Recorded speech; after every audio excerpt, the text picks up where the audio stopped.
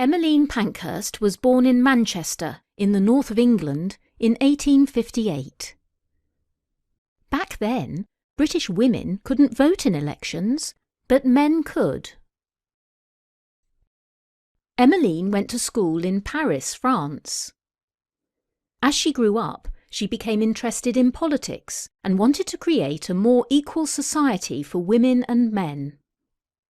She wanted women to have the same rights as men, such as the right to an education, the right to have a good job, and perhaps most importantly, the right to vote. In 1888, the girls who worked at the Bryant and May match factory in London went on strike.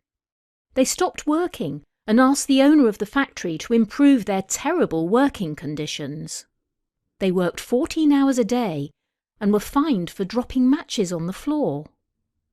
Many of the girls were ill because they worked with dangerous chemicals. Emmeline supported the strike. Emmeline formed the Women's Social and Political Union, also called the Suffragettes, in 1903. The Suffragettes were a group who fought for women's rights, especially the right to vote.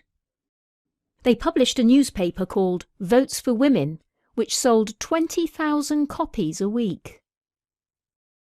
The suffragettes also held demonstrations, and they often broke the law by smashing windows or chaining themselves to fences to protest. In 1913, a suffragette called Emily Davison was killed when she threw herself under the King's horse at a famous horse race as a protest because the government refused to give women the right to vote. In 1918, the British government gave women aged over 30 the right to vote, although men could vote when they were 21.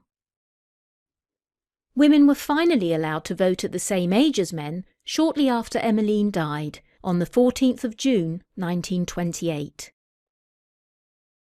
Emmeline Pankhurst is sometimes described as one of the most influential people of the 20th century.